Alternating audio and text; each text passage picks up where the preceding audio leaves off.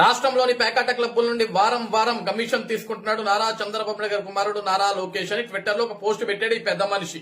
ఎర్రగొండపాలెం నియోజకవర్గ ఎమ్మెల్యే తాటిపర్తి చంద్రశేఖర్.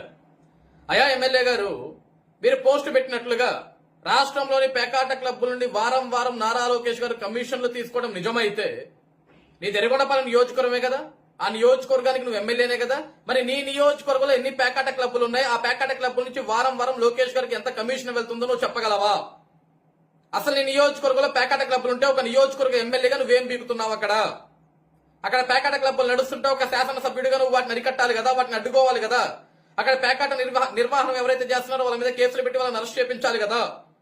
ఈరోజు రాష్ట్ర వ్యాప్తంగా కమిషన్లు వసూలు చేస్తున్నాడు నారా లోకేష్ గారు, నువ్వు పోస్ట్ పెట్టడం కాదు, అసలు నీ నియోజకవర్గంలో పేకాట క్లబ్బులు ఉన్నాయా లేవా?